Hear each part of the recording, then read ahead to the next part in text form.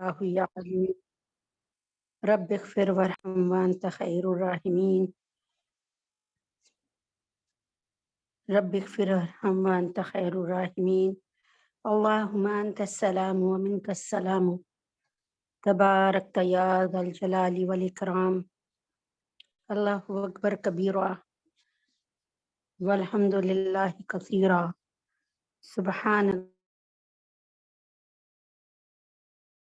बिस्मिल्लाहिर रहमानिर रहीम रब्बी यस्सिर वला तुअस्सिर व तम्मिम लना बिल खैर व बिका नस्तईन या फत्ताहु या अलीम अल्हम्दुलिल्लाहि रब्बिल आलमीन बिस्मिल्लाहिर रहमानिर रहीम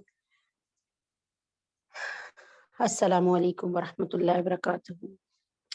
मेरी प्यारी बहनों, उम्मीद है कि आप सब खैरियत से होंगी।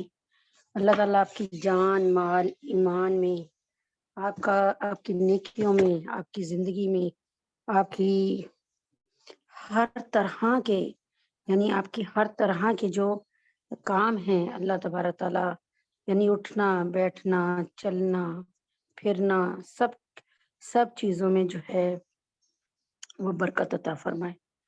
अल्लाह तबारक ताला आपको कबूल और मंजूर फरमाए। औज़ु बिल्लाहि मिनश शैतानिर रजीम बिस्मिल्लाहिर रहमानिर रहीम। जैसे कि हम रोज़ाना ही अल्हम्दुलिल्लाहि रब्बिल आलमीन बिला नागा जो है वो पढ़ते हैं फ़ज़ाइल अमाल। अल्लाह ताला इसकी बरकत से, फ़ज़ाइल अमाल की बरकत से हमारे घरों में ऐसी फ़िज़ा को कायम कर दे अपने हबीब के तुफ़ैल में कि हमारे बच्चे, हमारे बुजुर्ग, हमारे बड़े, हमारी औरतें, हमारे मर्द सब के सब बेहतरीन दीन में दाखिल हो जाएं, सब के सब मुकम्मल तौर पे दीन में दाखिल हो जाएं। अल्लाह तबारक ताला हमारी आरज़ुओं को सुन ले और हमारी दुआओं को सुन ले और अल्लाह तबारक ताला शर्फ़ कबूलियत अता फरमा दे। अल्लाह ताला अपने जो है एक इशारे से जो कि अल्लाह ताला के ही क्या कहते हैं, अल्लाह ताला के हाथ में है दिल सारे। अल्लाह ताला एक इशारा करके अल्लाह ताला इन दिलों को हदायत के नूर से माला माल फरमा दे। अच्छा, आप लोग कहेंगे ये हर वक्त यही बात सिर्फ यही है कि दोनों जहानों की कामयाबी का राज ही ये अल्लाह ताला से जुड़ने में है, नबी पाक सल्लल्लाहु अलैहि वसल्लम के तरीके में है। दोनों जहानों की कामयाबी का राज नबी पाक सल्लल्लाहु अलैहि वसल्लम के तरीके में और नबी पाक यानी दोनों जहान की कामयाबी का राज अल्लाह तबारक ताला से जुड़ने में है।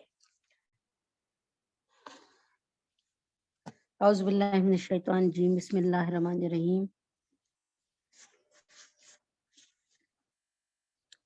अच्छा जी, सहाबा इकराम के लिए इस्तग़फ़ार किया करें, दुआए मग़फ़िरत करना, उनके आपस की इख्तलाफ़ात में लबकुशाई ना करना। आपस में कोई इख्तलाफ़ात हो गए तो हमें नहीं पता, सहाबा जाने बस सहाबा जाने, अल्लाह जाने बस सहाबा जाने। और मौरिख़ीन और शिया और बिदअती और जाहिल रावियों की इन खबरों से एराज़ करना। अब शिया क्या करते हैं, हज़रत अली रज़ियल्लाहु ताला अन्हु को कितना ऊपर चढ़ा देते हैं और अबू बकर सिद्दीक़ और उमर फ़ारूक के साथ वो यानी उनमें वो ऐब गिनवाते हैं जिन ऐबों का उनसे कोई दूर का ताल्लुक भी नहीं है। अल्हम्दुलिल्लाह। हमेशा याद रखेंगे, सहाबा को कभी बुराई से याद ना करें, कोई भी उनकी तरफ नुक्ताचीनी ना करें और अगर कोई उनके ऐब गिनवा रहा है तो वहाँ से उठ जाएं, बिल्कुल वहाँ से उठ जाएं। और अगर हो सके तो उनकी तमाम के तमाम सिफात को बयान करें। हजूर पाक सल्लल्लाहु अलैहि वसल्लम का इरशाद है कि जब मेरे सहाबा का जिक्र यानी बुरा जिक्र हो तो सुकूत किया करो, खामोश हो जाया करो। क्योंकि हमने देखा है ना कि हम कोई किसी की बुराई कर रहा होता है ना, तो हम कहते हैं नहीं नहीं तुम गलत कर रहे हो, वो तो नहीं, तुम्हें नहीं मालूम, वो ऐसा था वो ऐसा था। मजीद बुराइयां शुरू होती हैं, मजीद बातें शुरू होती हैं, अल्लाहू अकबर कबीरा। तो इसलिए क्या किया कहा अल्लाह के नबी ने, भाई तुम ना किया करो, तुम सुकूत इख्तियार किया करो, यानी वहां से हट जाओ। मैं तो समझती हूँ वहां से हट जाओ। अल्लाह ताला जल्ल शानू का इरशाद है, मोहम्मदुर रसूलुल्लाह, मोहम्मद सल्लल्लाहु अलैहि वसल्लम अल्लाह के रसूल हैं। वल्लज़ीना माअहु अशिद्दाउ अलल कुफ़ारी रुहमाउ बैनहुम। उसके बाद यहाँ पर अल्लाह ताला फरमाते हैं, तराहुम रुक्कान सुज्जदान यब्तगूना फज़लन मिनल्लाहि व रिज़वाना। सीमाहुम फी वुजूहिम मिन असर सुजूद। असर सुजूद, यहाँ अल्लाह ताला फरमाते हैं मोहम्मद अल्लाह के रसूल हैं और जो लोग आपके साथ आप सल्लल्लाहु अलैहि वसल्लम के साथ हैं, यानी जो लोग नबी अकरम सल्लल्लाहु अलैहि वसल्लम के साथ हैं वो काफिरों के मुकाबले में सख्त हैं और आपस में मेहरबान हैं। यानी मुसलमान सहाबा आपस में बहुत प्यार करते थे, लेकिन कुफार के लिए लोहे की तरह सख्त थे।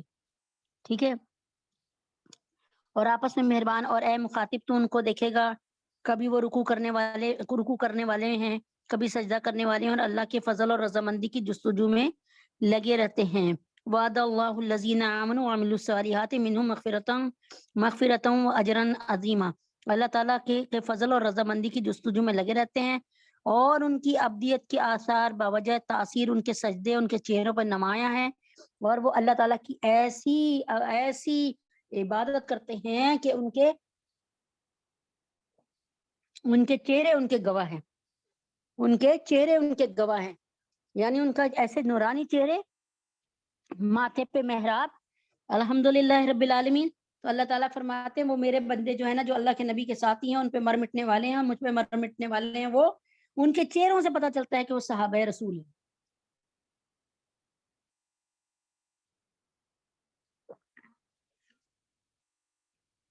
फरमाया ये उनके औसाफ तौरात में हैं, ये उनके औसाफ जो बयान किए ना कि अल्लाह के जो मोहम्मद अल्लाह के रसूल हैं, जो लोग आपके साथ हैं वो काफिरों के मुकाबले में सख्त हैं, ये तौरात में लिखा। वो आपस में मेहरबान हैं, ये तौरात में लिखा। और ए मुखातिब तुम उनके देखेगा, कभी वो रुकू करने वाले हैं, ये भी तौरात में लिखा, कभी सजदा करने वाले हैं। यानी साहबा को और कोई काम ही नहीं है, अल्लाह की और अल्लाह के नबी की मान के चलते हैं, कभी रुकू कर रहे हैं, कभी सजदा कर रहे हैं, कभी अल्लाह के नबी और अल्लाह की उसमें फर्मा बरदारी में लगे हुए। इसके अलावा उनको कोई काम ही नहीं है, अल्लाह की फजल और रजामंदी की जुस्तजू में लगे रहते हैं, अल्लाह को मनाने में, नबी को मनाने में लगे रहते हैं। उनकी अब्दियत के आसार बावजह तासीर उनके सजदे के चेहरों पर नुमाया है। उनकी अब्दियत जो है उनके चेहरों से नुमाया है कि वो अल्लाह के कितने फर्मा बरदार है, नबी के पाक सल्लल्लाहु से कितने के मोहब्बत करने वाले हैं। वतीउल्लाह वतीउ रसूल की तस्वीर है। ये सब उनके औसाफ जो थे ना, ये तौरात में हैं। और इंजील में इनकी मिसाल जिक्र की है कि जैसे खेती कि उसने अव्वल अपनी सुई निकाली, यानी आप देखते हैं ना कि जमीन में आपने बीज डाला, थोड़ा सा एक छोटी सी कुंपल बाहर निकलती है, कोंपल है, वो बाहर निकलती है। फिर उसने अपनी सुई को कभी किया, फिर वो मोटी होती है, यानी वो खेती मोटी हो गई और फिर वो खेती और मोटी हो गई, फिर अब तनावर दरख्त बन गई, सीधी खड़ी हो गई, किसानों को भली लगने लगी। और इस तरह सहाबा में अव्वल ज़ौफ था, अव्वल कमजोरी थी। जैसे वो नन्ही से कोंपल कमजोर होती है ना, जरा सा कोई पैर रख के कर दे तो वो बेचारी टूट जाती है, इसी तरह। लेकिन फिर रोजाना कुव्वत बढ़ती गई, अल्लाह रब्बुल इज्जत ने सहाबा को इसलिए नशोनुमा दिया, इसलिए फूले फले सहाबा के, ताकि उनसे काफिरों को हसद में जला दे कि काफिर जो है हमारे हसद के मर जाए कि देखा इनकी सेहतें कितनी अच्छी हैं, इनकी ताकतें कितनी अच्छी हैं और इनके औसाफ कितनी अच्छे हैं, ये दुश्मनों के साथ भी जो है भलाई करते हैं, बुराई नहीं करते, और जहां जरूरत हो नबी पाक सल्लल्लाहु अलैहि वसल्लम के नाम पे मर मिटने की तो मर मिट जाते हैं। तो आखिरत में अल्लाह ताला ने इन साहिबों से जो कि ईमान लाए और नेक काम कर रहे हैं, मगफरत और अजर अजीम का वादा किया। ये तर्जुमा इस सूरत में है कि तौरात पर आयत हो और आयत के फर्क से तर्जुमे में फर्क हो जाएगा। तो जो तफसीर से मालूम हो सकता है, इस सूरत में दूसरी जगह इरशाद है लक़द रज़ियल्लाहु अनिल मुमिनीना इज़ युबायिऊनका तहत अश-शजरता। ये पता है कौन सी बात है? फ़अलिमा मा फ़ी क़ुलूबिहिम फ़अंज़ला सकीनता अलैहिम व असाबहुम फ़तहन क़रीबा व मग़ानिम कसीरतन यअख़ुज़ूनहा व कान अल्लाहु अज़ीज़न हकीमा। तहकीक अल्लाह ताला इन मुसलमानों से जो कि आपके हमसफर हैं, जिन्होंने सख्ती में, जिन्होंने जाड़े में, जिन्होंने सर्दी में, जिन्होंने भूखे रहकर आप जनाब सल्लल्लाहु अलैहि वसल्लम के साथ को पसंद किया। तहकीक अल्लाह ताला इन मुसलमानों से जो कि आपके हमसफर है खुश हुआ, जबकि ये लोग आपसे दरख्त के नीचे बैत कर रहे थे। ये सुलह हुदैबिया के वक्त में जब ये खबर मिली, मुसलमानों तुम इस साल उम्रा नहीं कर सकते, अगले साल आना। जो सुलह हुदैबिया का स्टेट मिसाके यानी जो सुलह अहदनामा सुलह हुदैबिया हुआ, उसको हुदैबिया उसके अंदर तो हज़रत मोहम्मद सल्लल्लाहु अलैहि वसल्लम ने अपने पैगाम देके हज़रत उस्मान गनी को भेजा कि हज़रत उस्मान गनी जो थे वो बहुत काबिल इज्जत थे मक्का में भी, ठीक है। اور مکہ والے उनकी इज्जत करते थे क्योंकि वो बहुत बड़े ताजिर थे, तो उनको भेजा। फिर पता चला कि एक झूठी खबर मिली नबी पाक सल्लल्लाहु अलैहि वसल्लम को और सहाबा को, जो कि ये खबर ज़ाहिर करती है कि अल्लाह के नबी अकरम सल्लल्लाहु अलैहि वसल्लम को गैब का इल्म नहीं था। उतना इल्म था बस जितना अल्लाह ने समझा दिया, बता दिया। अल्लामुल गैब, आलिमुल गैब, आलिमुल गैब सिर्फ अल्लाह रब्बुल इज़्ज़त की ज़ात मुबारका है। अब अल्लाह के नबी अकरम सल्लल्लाहु अलैहि वसल्लम ने एक दरख्त के नीचे जो है वो बैत ली। सबसे पहले अपना हाथ रखा कि मैं उस्मान का बदला लूंगा। उसके बाद सारे सहाबा 1400 सहाबा ने साथ रखा। फिर 1400 सहाबा के ऊपर नबी अकरम सल्लल्लाहु अलैहि वसल्लम ने अपना एक हाथ दायां नीचे रखा हुआ था, बायां हाथ ऊपर रख लिया। यानी एक हाथ उनका नीचे था, एक हाथ सब हाथों के ऊपर रखा। और उसके बाद अल्लाह तबारक ताला जो खड़े देख रहे थे, अल्लाह ताला मौजूद थे, देख रहे थे।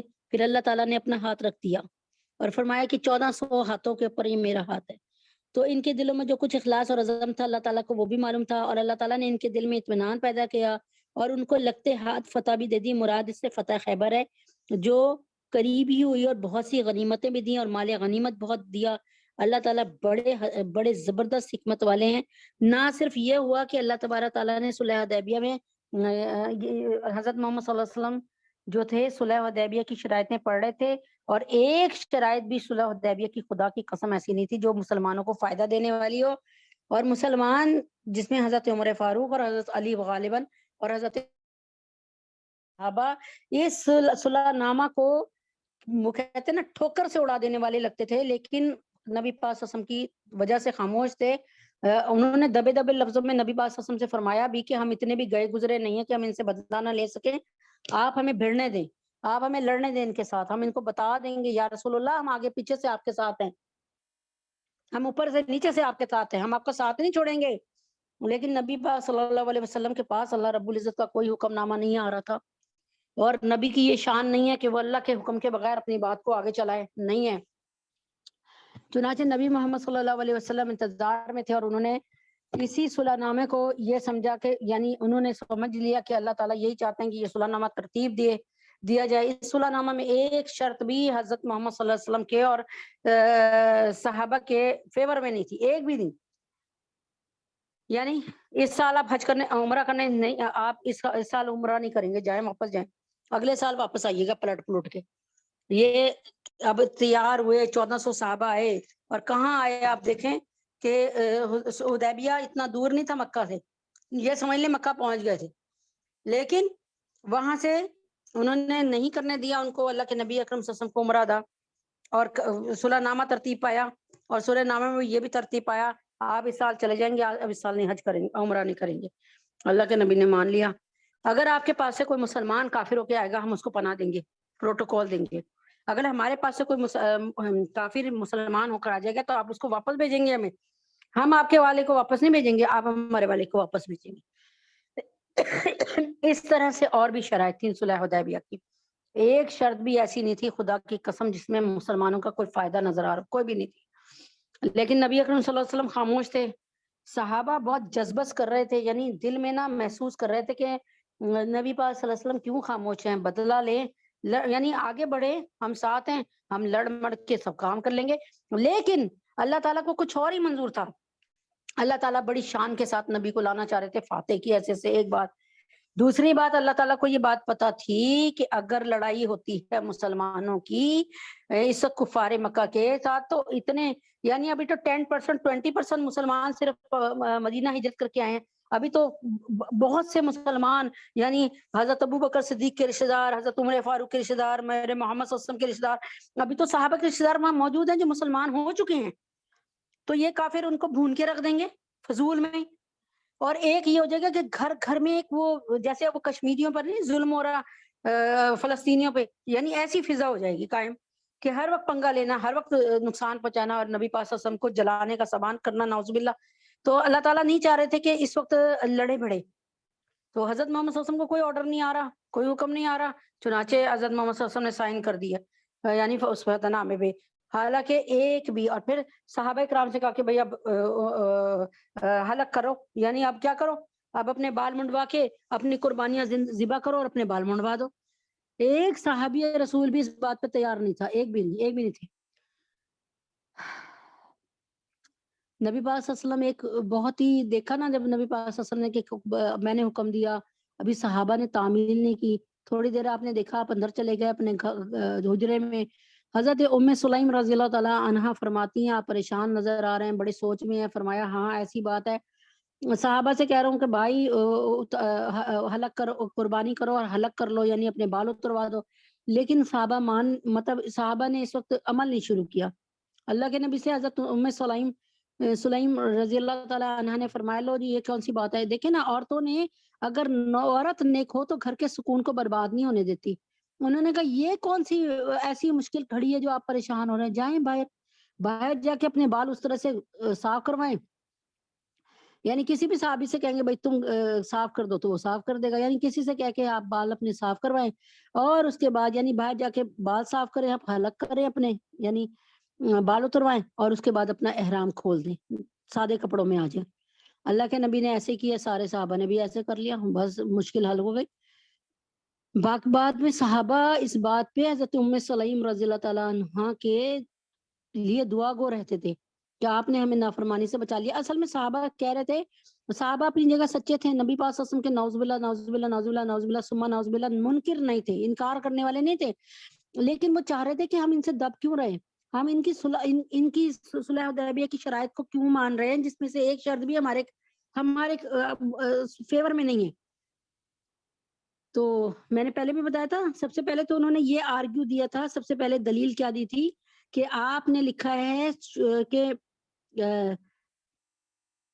یعنی صلح حدیبیہ کے نیچے لکھا ہے کہ یہ کس کس کے درمیان ہے، کفار مکہ کے درمیان، اور نبی اکرم صلی اللہ علیہ وسلم نے لکھا تھا محمد الرسول اللہ کے درمیان۔ تو انہوں نے جب یہ پڑھا تو انہوں نے کہا یہ محمد الرسول اللہ، یعنی رسول اللہ کو ہٹاؤ یہاں سے۔ تو صحابہ کو اتنا غصہ چڑھا، یعنی حضرت محمد صلی اللہ علیہ وسلم کو بھی یہ بات بری لگی، لیکن اللہ رب العزت کے حکم سے نبی اکرم صلی اللہ علیہ وسلم نے فرمایا کہ لکھنے والے حضرت علی رضی اللہ عنہ تھے، فرمایا علی اس کو کاٹ دو، یہاں سے یہاں پہ یہ کاٹ کے نا لکھ دو محمد بن عبداللہ۔ تو حضرت علی رضی اللہ تعالیٰ عنہ نے نبی پاک صلی اللہ علیہ وسلم کی طرف دیکھا، قلم اٹھایا، لیکن اس کے بعد واپس قلم اسی پیپر پہ، اسی ورقے پہ رکھ کے کہا یا رسول اللہ یہ کام مجھ سے نہیں ہو سکتا۔ آپ جناب صلی اللہ علیہ وسلم نے اس میں سے لے کے رسول اللہ کو کاٹا اور اس کی جگہ لکھا محمد بن عبداللہ، اور اللہ تعالیٰ نے سورہ فتح میں محمد الرسول اللہ لکھا، اسی جب وہ بتا رہے تھے نا کہ بیت رضوان کا ذکر ہے، یعنی جب درخت کے نیچے حضرت عثمان غنی کا بدلہ لینے کے لیے وہ ہو رہی تھی، کیا کہتے ہیں، بیعت ہو رہی تھی یا بیعت ہو رہی تھی، جو بھی، تو اس وقت جو ہے نا وہ جو تھا اللہ تعالیٰ کے حکم سے، تو یہ اس وقت کا واقعہ ہے۔ تو لیکن یہ تھا کہ نبی صحابہ یہ کہہ رہے تھے کہ ہم لڑ سکتے ہیں، ہم اتنے حوصلے ہیں اور ہم دب کے رہنا نہیں چاہ رہے، لیکن اللہ تعالیٰ کو جو حکمت نظر آ رہی تھی، نبی پاک صلی اللہ علیہ وسلم تو اللہ تعالیٰ کے حکم کے تھے نا، یعنی آپ حکم دیتے تو آپ عمل کرتے، وہ تو انتظار میں تھے، اشارے کے انتظار میں تھے، لیکن اشارہ نہیں ہو رہا تھا، تو آپ نے خاموشی سے وہ سائن کرنے کے لیے راضی ہو گئے، سمجھ گئے کہ اللہ کی رضا ہے کہ اس پہ سائن کر دوں، اور جب وہ سائن ہوئے تو سائن سے پہلے شرطیں پڑی، تو ایک شرط بھی حضرت محمد صلی اللہ علیہ وسلم کے اور مسلمانوں کے حق میں نہیں جا رہی تھی، لیکن بہرحال سگنیچر ہو گئے۔ اللہ تبارک تعالیٰ نے بھی ان کو، وہ کہتے ہیں نا جب اللہ تعالیٰ اپنی قریب پہ آتے ہیں تو تھو کر بھی چٹوا دیتے ہیں، تو وہ یہی ہوا نا کہ اللہ تعالیٰ کے حکم سے کہ یہ تمام کے تمام شرائط جو تھیں وہ مسلمانوں کے خلاف نہیں ہوئی، بلکہ مسلمانوں کے حق میں اللہ تعالیٰ نے اپنی دست قدرت سے ان کے حق میں کر دی۔ اعوذ باللہ من الشیطان الرجیم، بسم اللہ الرحمن الرحیم۔ الصلاۃ عماد الدین، نماز دین کا ستون ہے۔ الدعاء، الصلاۃ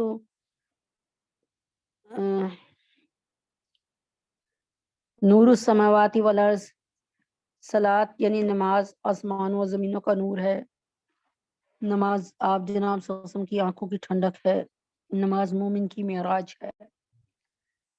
چنانچہ نماز کے کچھ مسائل آپ تک پیش کیے جا رہے ہیں الحمدللہ۔ غور سے سنیے، اللہ تعالیٰ اس میں برکت عطا فرمائے۔ یہ جو مسائل ہیں نا، یہ بامشکل 80 مسائل ہوں گی۔ یہ میں بہت چھوٹا چھوٹا تھوڑا تھوڑا کر کے بتا رہی ہوں، اور جو یہ عورت یہ سمجھ جائے گی نماز کے مسائل کو، جو مرد اور جو عورت، پھر وہ نماز کی عالمہ بن جائے گی۔ اب آپ کہیں گے یہ کیسے ہو سکتا ہے، ایک صفحہ پڑھنے سے ہم نماز کی عالمہ بن جائیں گے؟ ہاں میری پیاری بہنوں، جس شخص کو پتہ ہے کہ سود حرام ہے اور وہ سود نہیں کھاتا، تو وہ علم سود کا عالم بن جائے گا۔ سود کے متعلق جو بھی علم ہے اس علوم کا عالم بن جائے گا۔ عالم وہ ہے جو عمل کرتا ہے۔ سب کو پتہ ہے نماز پڑھنی ہے، نماز پڑھنی ہے، نماز فرض ہے، فرائض میں سے ہے، لیکن جو پڑھ رہا ہے وہ نماز کا عالم بن گیا، یعنی نماز کے متعلق جو ہے عالم بن گیا، جانتا ہے، عمل کر رہا ہے، اور جاننے والا ہے کہ نماز کیا ہے، نماز کی اہمیت، افادیت، نماز کا حکم کہاں سے آیا، اور نماز کی آگے جا کر کس طرح پوچھو گی۔ اور جو نہیں علم کر رہا وہ صرف اس کے پاس جسٹ انفارمیشن ہے، معلومات ہیں، عمل نہیں ہے، معلومات ہے، معلومات تو جتنی مرضی ہوتی ہیں، اس سے کیا فائدہ ہے؟ کوئی بھی نہیں۔ بسم اللہ الرحمن الرحیم۔ نماز کے فرائض 13 ہیں، جن کو 2 ٹکڑوں میں کرتے ہیں۔ شرائط نماز پہلا ٹکڑا، اس میں 7 چیزیں ہیں: بدن کا پاک ہونا، کپڑوں کا پاک ہونا، جگہ کا پاک ہونا۔ 3 باتیں ہوں گی، 3 پاکیاں آ گئیں۔ اس کے بعد سطر کا چھپانا، عورت کے لیے صرف اتنا، عورت کا سطر ایسا ہے کہ اس کے ہاتھ نظر آئیں، صرف اس کے پیر نظر آئیں گٹوں سے نیچے والے، یا جو کہتے ہیں ٹخنوں کہتے ہیں، گٹوں کہتے ہیں، جو بھی۔ اور مرد کے لیے، مردوں کو ناف سے لے کے گھٹنوں تک اور جو ہے ان کا وہ ہے، کیا کہتے ہیں، سطر ہے۔ جیسے آپ نے دیکھا ہوگا کہ حاجی جب اپنا احرام باندھتے ہیں تو ناف سے لے کے وہ گھٹنوں تک باندھتے ہیں، یعنی اپنا سطر پورا کرتے ہیں۔ اور عورتوں کو سوائے چہرے اور ہتھیلیوں اور قدموں کے تمام بدن کا ڈھانپنا، نماز کا وقت ہونا، قبلہ رخ ہونا، نماز کا وقت ہونا، نماز کی نیت ہونا، قبلہ رخ ہونا، یہ 7 چیزیں پوری کر کے جائے نماز پہ چڑھائیں، جائے نماز پہ آ جائیے۔ اب جائے نماز پہ آ کے 6 فرائض ہیں جن کو ہم کہتے ہیں ارکان نماز۔ تکبیر تحریمہ، پہلی تکبیر جس میں ہم مرد اپنے کانوں تک ہاتھ اٹھاتے ہیں، عورتیں اپنی چھاتیوں تک ہاتھ اٹھاتی ہیں، دائیں ہاتھ کو دائیں چھاتی سے ملاتی ہیں، بائیں ہاتھ کو بائیں چھاتی سے ملاتی ہیں، اور آپ کی عورت کی انگلیوں کا رخ کندھے تک ہوتا ہے۔ قیام کرنا، یہ والی تکبیر تحریمہ جو ہوتے ہیں نا، پہلی یہ فرض ہے، باقی ساری تکبیریں سنت ہے، سوائے وتر کی، واجب کے، وتر کے جو تیسری رکعت میں ہم کرتے ہیں نا، وہ واجب ہے، اس کو جان بوجھ کے چھوڑ دینے سے نماز سے نکلنا تو نکل پڑتے ہیں، یعنی نکل جائے، نماز ختم ہو گئی آپ کی۔ اور اگر بھولے سے چھوڑ گیا تو پھر بھولے سے چھوٹ گیا، ہاتھ اٹھانا بھول گئے تیسری رکعت میں وتر کی، تو پھر کوئی بات نہیں، بھولے سے چھوٹا تو بعد میں سجدہ سہو کر لیجیے۔ تکبیر تحریم کہنا، قیام کرنا، قرات کرنا۔ قرات 2 چیزوں سے مل کے بنتی ہے، ایک الحمد شریف جو کہ پورے قرآن کی ماں ہے، اور باقی قرات جہاں مرضی سے پڑھ لیں، جہاں مرضی سے پڑھ لیں، کہیں سے مرضی پڑھ لیں، الرحمن علم القرآن خلق الانسان علمہ البیان الشمس والقمر بحسبان، جہاں مرضی سے پڑھ لیں۔ پہلی رکعت آپ نے پڑھی، اس میں الحمد شریف پڑھی، اس کے بعد تبارک الذی بیدہ الملک وہو علی کل شیء قدیر الذی خلق الموت والحیاۃ لیبلوکم ایکم احسن عملا، یعنی آپ یہاں سے پڑھ لیں، جہاں سے مرضی پڑھ لیں، ٹھیک ہے۔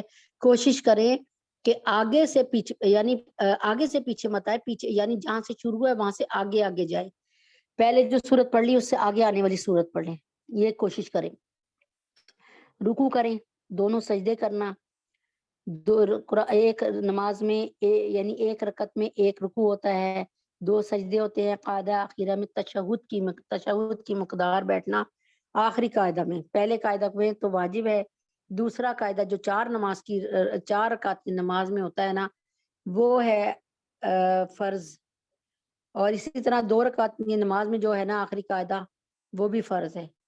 4 رکعت کی نماز میں جب پہلا قاعدہ ہوتا ہے وہ واجب ہے، یعنی غلطی سے چھٹ گیا سجدہ سہو کر لیں، کوئی بات نہیں، دوبارہ دہرانے کی ضرورت نہیں ہے نماز کو۔ نماز کے واجبات 14 ہیں، فرائض 13 تھے، واجبات 14 ہیں۔ قیام کے متعلق 4 واجبات ہیں، فرض نمازوں کی پہلی رکعتوں کو 2 رکعتوں کو قرات کے لیے مقرر کرنا، یعنی الحمد شریف بھی پڑھنا اور کہیں سے قرآن بھی پڑھنا، ٹھیک ہے.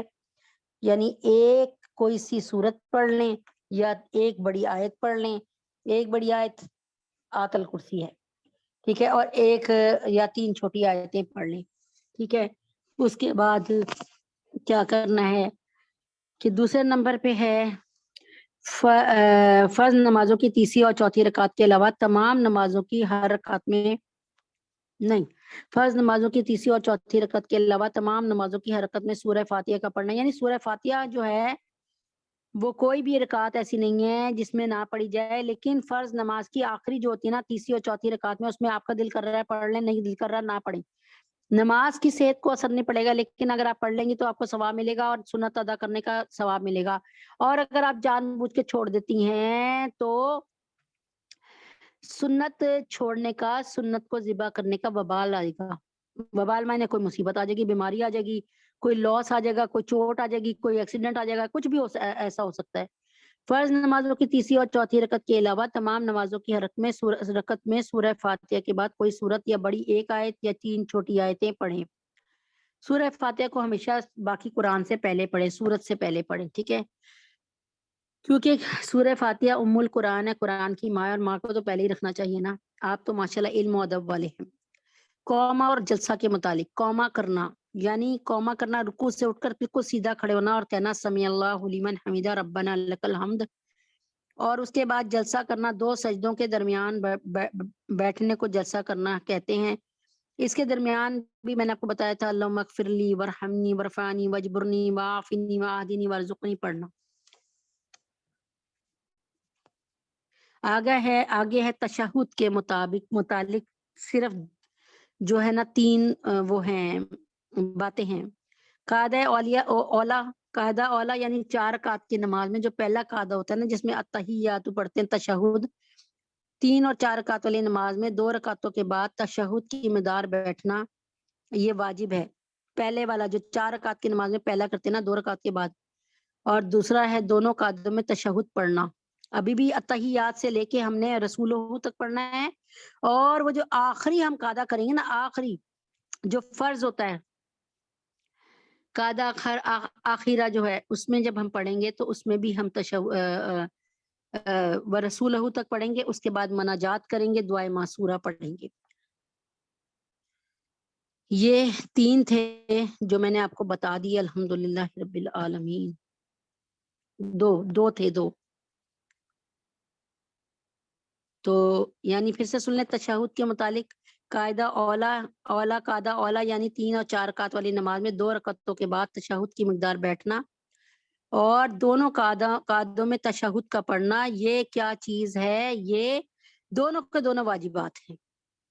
یعنی پہلا 2 رکعت 4 رکعت کی نیت، اور پہلے 2 رکعت پڑھ کے جب ہم بیٹھتے ہیں تشہد میں، یہ ہم کیا کرتے ہیں؟ یہ واجب ہے. اور پھر دونوں قاعدوں میں تشہد کا پڑھنا، بیٹھ کر تشہد کا پڑھنا واجب ہے. یعنی آپ نے 4 رکعت نماز پڑھی اور آخری رکعت میں یا پہلی رکعت میں آپ نے تشہد نہیں پڑھی تو آپ نے واجب کو چھوڑ دیا. اور واجب کے لیے کیا ہے؟ اگر جان بوجھ کر چھوڑ دیا تو بھائی پر سے نماز پڑھو، اور اگر غلطی سے ہو گیا تو پھر سجدہ سہو کر لیجیے. السلام علیکم ورحمۃ اللہ.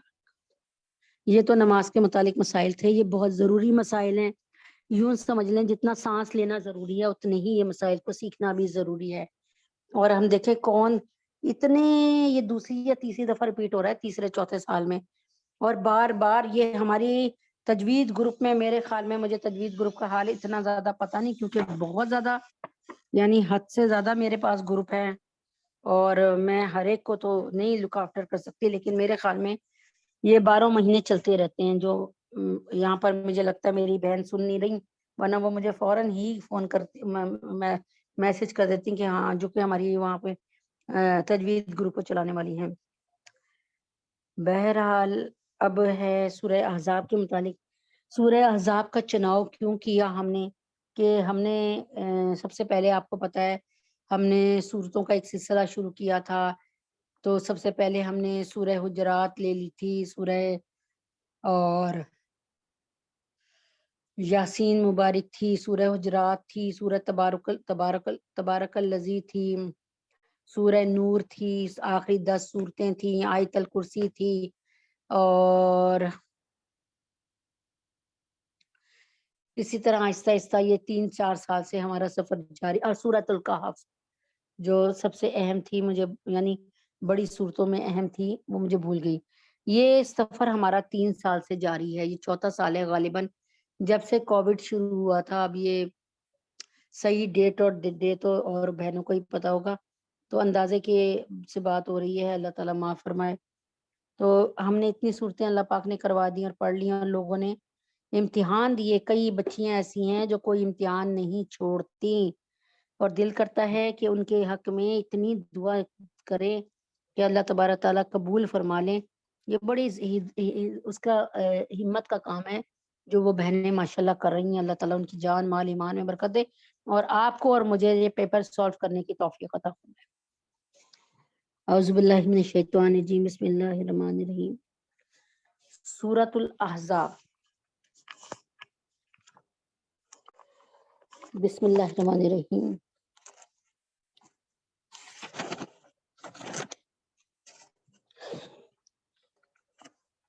اعوذ باللہ من الشیطان الرجیم، بسم اللہ الرحمن الرحیم۔ هنالک ابتلی المؤمنون وزلزلوا زلزالا شدیدا وَإِذْ يَقُولُ الْمُنَافِقُونَ وَالَّذِينَ فِي قُلُوبِهِم مَّرَضٌ مَّا وَعَدَنَا اللَّهُ وَرَسُولُهُ إِلَّا غُرُورًا وَإِذْ قَالَتْ طَائِفَةٌ مِّنْهُمْ يَا أَهْلَ يَثْرِبَ لَا مُقَامَ لَكُمْ فَارْجِعُوا وَيَسْتَأْذِنُ فَرِيقٌ مِّنْهُمُ النَّبِيَّ يقولون إن بيوتنا أورة وما هي بأورة إن يريدون إلا فرارا۔ اچھا جی، ہنالک اس وقت، یعنی اس موقع پر، ہنالک ابتلی المؤمنون، مومنین آزمائے گئے، یعنی رگڑ کے رکھ دیے گئے۔ سمجھا رہی ہوں، صرف اس طرح لکھا نہیں ہوا یہاں پہ۔ اس موقع پہ مسلمانوں کا امتحان کیا گیا، وَزُلْزِلُوا زِلْزَالًا شَدِیدًا، اور سخت زلزلے میں ڈال دیے گئے، یعنی سخت آزمائش میں ڈالے گئے۔ اللہ تعالیٰ سخت آزمائش کہہ رہا ہے تو واقعی کتنی سخت ہوگی، ذرا خود اپنے، یعنی اللہ تبارک تعالیٰ جس کو کہہ رہا ہے سخت آزمائش میں ڈال دیے گئے، تو خدا کی قسم وہ آزمائش کیا ہوگی جس کو اللہ سخت کہہ رہے ہیں۔ جب اللہ کہتے ہیں نا عذاب علیم، دردناک عذاب، عذاب شدید ترین عذاب، عذاب عظیم، بڑا عذاب، تو اللہ کی قسم پھر بڑا ہوگا، اس کی بڑائی، اس کی عظمت، اس کو ہم نہیں سمجھ سکتے۔ فرمایا اس موقع پہ مسلمانوں کا امتحان کیا گیا اور سخت زلزلے میں ڈالے گئے۔ وَإِذْ يَقُولُ الْمُنَافِقُونَ، اور جب منافقین اور وہ لوگ وَالَّذِينَ فِي قُلُوبِهِم مَرَضٌ، جن کے دلوں میں مرض تھا، انہوں نے کہا کہ اللہ تعالیٰ اور اللہ کے رسول نے محض دھوکے ہی کا وعدہ کیا تھا ہم سے کہ ہم تو یعنی جیت جائیں گے۔ کیا کہتے ہیں؟ ما وعدنا اللہ، جو وعدہ کیا اللہ نے، ورسولہ، اس کے رسول نے، اللہ غرورا، وہ صرف دھوکا تھا۔ یعنی نعوذ باللہ ثم نعوذ باللہ ثم نعوذ باللہ، کہ ہمیں دھوکے سے یہاں پہ لے آئے کہ ہم ضرور جیتیں گے، اور ہم بھی آ گئے۔ وَإِذْ قالت طائفۃ منہم، اور جب کہ ان میں بعض لوگوں نے کہا، یا اہل یثربا، یا اہل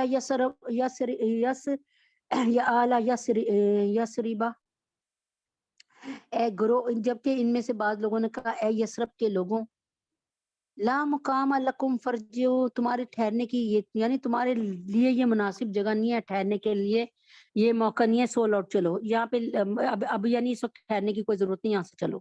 وَيَسْتَأْذِنُ فَرِيقٌ مِّنْهُمُ النَّبِيَّ، اور بعض لوگ ان میں نبی سے اجازت مانگتے تھے، اور کیا، یقولون ان بیوتنا عورہ، اور کہتے تھے کہ ہمارے گھر تو بہت غیر محفوظ ہیں، ہمارے بچے اور بیوی بہت غیر محفوظ ہیں، وما ہی بعورہ، تو کیا کہتے تھے کہ کہتے تھے حالانکہ اللہ تعالیٰ فرما رہے ہیں وہ غیر محفوظ نہیں تھے، ان یریدون الا فرارا، وہ تو صرف بھاگنا چاہتے تھے، یہاں سے جان چھڑانا چاہتے تھے اللہ اور اللہ کے نبی سے، وہ جان چھڑانا چاہتے تھے۔ تو انہوں نے کیا کہا، بہانہ تو سوچنا تھا نا، جب جان چھڑانی ہوتی ہے تو بہانہ سوچنا پڑتا ہے۔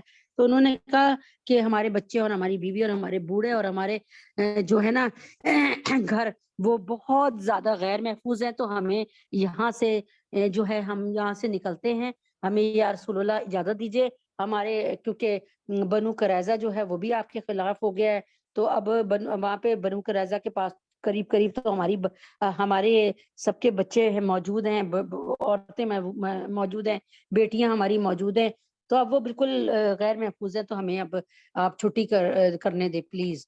اللہ کے نبی اکرم صلی اللہ علیہ وسلم جو ہے وہ کسی ایک کو بھی نہیں روک رہے تھے، کسی ایک کو بھی نہیں کہہ رہے تھے کہ نہیں نہیں میں نے تمہیں جانے نہیں دینا۔ اللہ کے نبی کو پتا تھا یہ خالی کھلی بہانے لگا رہے ہیں، تو اللہ تعالیٰ فساد ہی فرما رہے ہیں ان یریدون۔ اچھا کیا کہا اللہ تعالیٰ نے، کہ اللہ تعالیٰ نے فرمایا کہ اچھا انہوں نے کہا کہ ہمارے ان یریدون الا فرارا، اللہ تعالیٰ نے صاف کہہ دیا کہ یہ محض بھاگنا ہی چاہتے ہیں، بس یہاں سے جان چھڑانا چاہتے ہیں، حالانکہ کوئی بھی غیر محفوظ بات نہیں ہے، یعنی کوئی بھی ایسی بات نہیں ہے کہ تو ان کے بچے اور ان کے بیوی اور ان کے، یعنی اللہ تعالیٰ فرما رہے ہیں کہ ایسی کوئی بات نہیں تھی، انہوں نے یہاں سے فرار لینا تھا، یہ سمجھ رہے تھے کہ نعوذ باللہ کافر ہم پر چڑھ دوڑیں گے اور پھر مسلمانوں کے ساتھ ہم منافقین کو بھی ختم کر دیں گے، کسی ایک کو کر کے بتانے سے تو رہے نا کہ بھائی ہم تو تمہارے دشمن نہیں ہیں، ہم تو تمہارے ساتھ ہیں، ہم تو مسلمانوں کے ساتھ ایسے ہی ملے پڑے تھے۔ تو اب ان کو نظر آ رہا تھا کہ کسی بھی وقت کفار مسلمانوں پہ چڑھائی کر دیں گے اور مسلمانوں کے ساتھ ہم بھی مارے جائیں گے، جبکہ دوسری طرف صحابہ کھڑے تھے اور صحابہ کو پتا تھا کہ اگر خدا نہ خواستہ ہم مارے جاتے ہیں تو ہم بہترین اور عظیم موت مارے جائیں گے، ہم نبی پاک صلی اللہ علیہ وسلم کے ساتھ میں اور قرب میں مارے جائیں گے، اور اگر ایسا ہے تو کوئی بات نہیں، ہمیں اس پر پریشان نہیں ہونا چاہیے، ہمیں نبی پاک صلی اللہ علیہ وسلم کا ساتھ کسی حال میں نہیں چھوڑنا چاہیے۔ اصل میں اللہ تعالیٰ نے فرمایا نا کہ وہ زلزلہ دیے گئے، وہ آزمائے گئے، وہ زلزلائے گئے، تو اس میں صرف اور صرف یہ بات تھی، اس میں صرف یہ بات تھی کہ اللہ تعالیٰ یہ بتانا چاہ رہے تھے کہ جب تک کہتے ہیں نا کہ دوست وہی جو مصیبت میں کام آئے، جب تک مصیبت نہیں آئے گی تمہیں کیسے پتا چلے گا کہ کون تمہارا دوست ہے، کون سجن ہے، کون تمہارا دشمن ہے۔ تو مصیبت پیدا کر کے اللہ تبارک تعالیٰ نے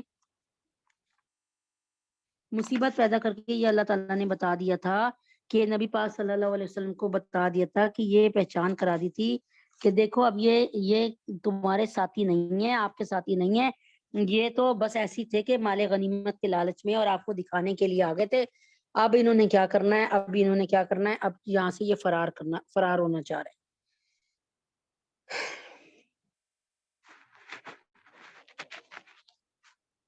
اچھا جی، اللہ تعالیٰ نے اہل ایمان کو مخاطب کر کے اپنا وہ احسان اور فضل یاد دلایا تھا جو غزوہ احزاب یا جنگ خندق کے موقع پر مسلمانوں پر فرمایا، جبکہ کفار کیا اللہ تعالیٰ وہ حالات پہلے بیان کر رہے ہیں نا کہ دیکھو میں نے تم پر کتنا بڑا کرم کیا اور کس قدر تمہاری حالات خراب ہو گئے تھے، تمہارے کلیجے منہ کو آنے لگے تھے، اس کے باوجود اللہ تعالیٰ نے فرماتے ہیں پھر میری مدد کیسے آئی، سنو پھر اللہ فرماتے ہیں کہ کفار اور مشرکین یہود نے مل کر جب پوری طاقت اور پورے جتھے سے مسلمانوں کو مٹانے کے ارادے سے زبردست لشکر لے کر حملہ کیا، تو اللہ تبارک تعالیٰ نے اہل ایمان کے لیے واقعی یہ بڑی سخت آزمائش کا وقت تھا، اہل ایمان کی پختگی اور استقامت کا زبردست امتحان تھا، شدید سردی کا موسم تھا، غلہ کی گرانی تھی اور کمیابی تھی، غلہ بہت مہنگا تھا اور وہ کمیاب تھا یعنی بہت مشکل سے ملتا تھا، صحابہ بلکہ خود رسول پاک صلی اللہ علیہ وسلم تک بھوک کی شدت سے پیٹ پر پتھر باندھے ہوئے تھے، اس پر بھی ہمت اور استقلال کا یہ عالم تھا کہ پتریلی زمین کی کھدائی شب و روز اپنے ہاتھ سے جاری تھی۔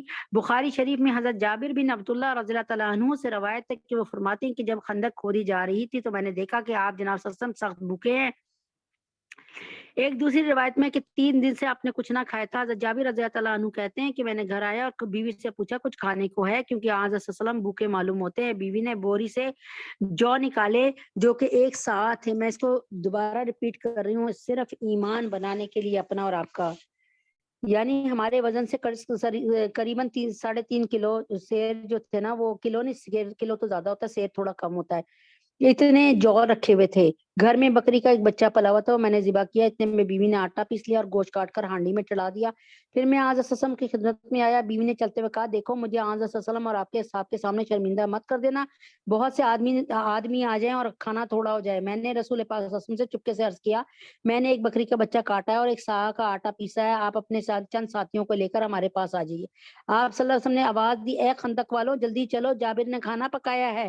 پھر آج وسلم نے مجھ سے فرمایا تم چلو مگر میرے آنے تک نہ ہانڈی اتارنا نہ خمیر کی روٹی پکانا۔ میں چلا اور آج وسلم بھی لوگوں کو لے کر آنے کے لیے تیار ہونے لگے۔ میں نے آ کر بیوی سے سب باتیں کہہ دی تو وہ گھبرا گئی اور کہا تم نے یہ کیا کر دیا؟ میں نے کہا میں نے تمہاری بات بھی حضور پاک صلی اللہ علیہ وسلم سے کہہ دی تھی۔ غرض آج وسلم تشریف لائے اور خمیر میں لعاب دہن ملایا آٹے میں اور برکت کی دعا فرمائی، پھر فرمایا اے جابر روٹی پکانے والی کو بلاؤ، روٹی پکانے والی کو بلاؤ، وہ میرے سامنے روٹی پکائے اور ہانڈی سے گوشت نکالے اور اسے چولہے سے نہ اتارے۔ آخر سب نے پیٹ بھر کے کھانا کھا لیا، ہانڈی اسی طرح پک رہی تھی، ابل رہی تھی اور روٹیاں پکائی جا رہی تھیں۔ حضرت جابر رضی اللہ عنہ کہتے ہیں خدا کی قسم کھانے والے 1000 تھے، سب نے کھایا اور پھر بھی بچ رہا۔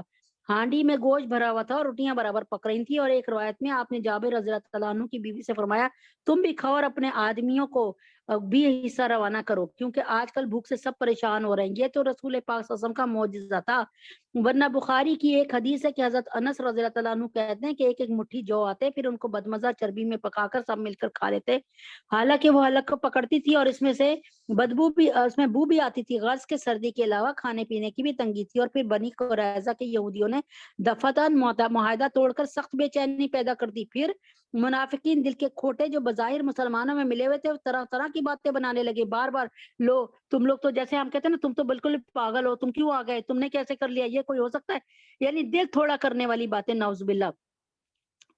وہ مسلمانوں میں ملے ہوئے تھے اور طرح طرح کی باتیں کرنے لگے، کوئی کہتا وہ اللہ اور اس کے رسول کے وعدے کام گئے، ہمیں تو بڑا سخت دھوکہ دیا گیا۔ بعض منافقین مسلمانوں کو بہکانے لگے اور ان کو یہ کہہ کر ڈرایا اے یثرب کے باشندوں، یثرب مدینہ طیبہ کا پرانا نام تھا، آج اسم کی تشریف آوری سے پہلے مدینہ النبی کہلایا جانے لگا، پھر بعد میں اختصار کر کے مدینہ کہنے لگے۔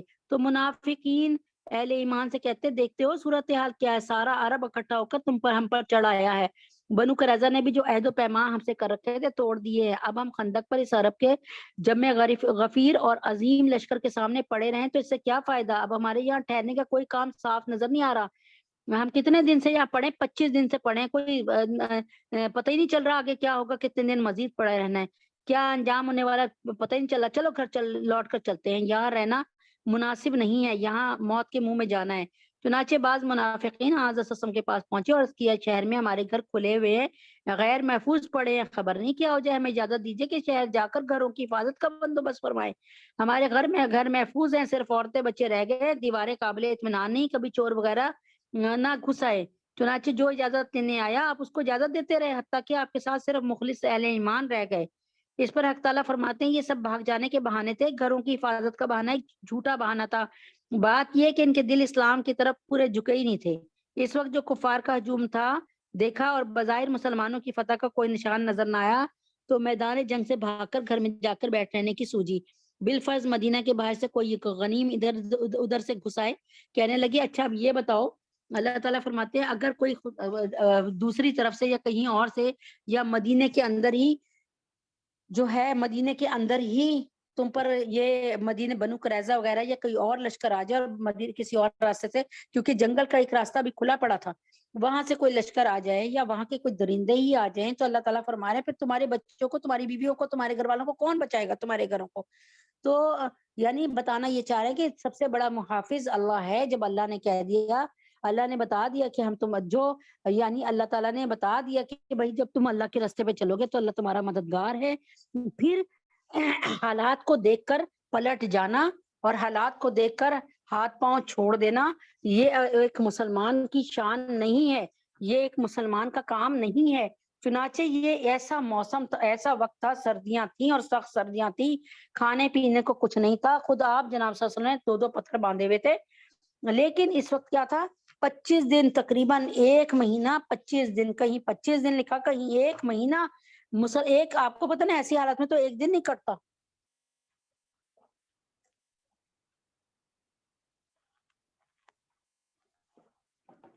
ایسی حالت میں ایک دن نہیں کٹتا، ایک مہینہ تو 25 دن تو بہت بڑی بات ہے.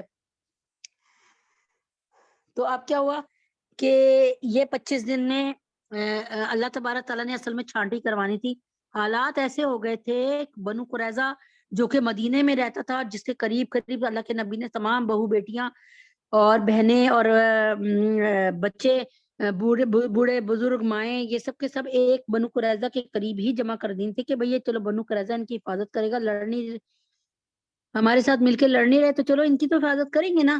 اگر خدا نہ خواستہ کسی راستے سے اگر آ بھی جاتے ہیں یا نعوذ باللہ ہم ہار جاتے ہیں اور دشمن ادھر آتا ہے تو پھر کم سے کم ہمارے عورتوں اور بچوں کی بنو قریظہ سے حفاظت تو کریں گے نا.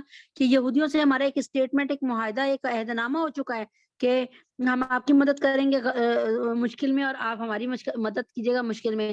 چنانچہ جب نبی علیہ وسلم کو پتا چلا، کیونکہ قریش کے سرداروں نے ایک تدبیر یہ کی کہ بنو قریظہ سے کہا کہ جیتیں گے تو ہم تمہارا حال برا کر دیں گے. مطلب ایک سمجھانے کو سمجھا رہی ہوں میں آپ کو.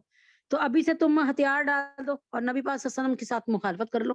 تو یہ چیز ان کے لیے، وہ تو دل سے تو اندر سے نبی پاک صلی اللہ علیہ وسلم سے نفرت ہی کرتے تھے وہ، نعوذ باللہ، اور مسلمانوں سے. تو ان کو یہ باتیں بڑی اچھی لگی اور انہوں نے کہا جی ٹھیک ہے، اور اعلان کر دیا کہ ہم نبی پاک صلی اللہ علیہ وسلم کے ساتھ ہی نہیں ہیں. تو نبی پاک صلی اللہ علیہ وسلم کے لیے یہ ایک، اور مسلمانوں کے لیے یہ ایک اور جو تھا وہ تھا کیا کہتے ہیں، یعنی یہ ایک اور دل دکھانے والی خبر تھی اور یہ حوصلے اڑانے والی خبر تھی کہ سامنے تو اتنے لشکر کھڑے ہی کھڑے ہیں، اب اندر جو ہمارے بیوی بچے ہیں وہ بھی غیر محفوظ ہو گئے ہیں. بنو قریظہ نے اس طرح اعلان کر دیا کہ ہم نے تو ان سے ہاتھ ہٹا لیا. اب کیا ہوا، اب جب یہ بات سنی تو منافقین کو ایک بہانہ مل گیا. انہوں نے کہا یا رسول اللہ، ہم سمجھ رہے ہیں کہ اب ہمارے گھر والے واقعی بے وہ ہو گئے ہیں، بالکل ہی بے آسرا ہو گئے ہیں اور وہ اس میں آ گئے ہیں، خطرے میں آ گئے، تو اب ہم جا رہے ہیں. اللہ کے نبی نے کسی کو نہیں روکا. یہ وہ وقت تھا، اتنے مشکل حالات تھے، 25 دن ہو گئے کہ اب دودھ کا دودھ اور پانی کا پانی علیحدہ ہو گیا. نبی پاک صلی اللہ علیہ وسلم کے جو ساتھی ان سے محبت کرتے تھے، دل سے ان کی عزت اور احترام کرتے تھے، وہ کھڑے ہیں ساتھ ہر طرح سے.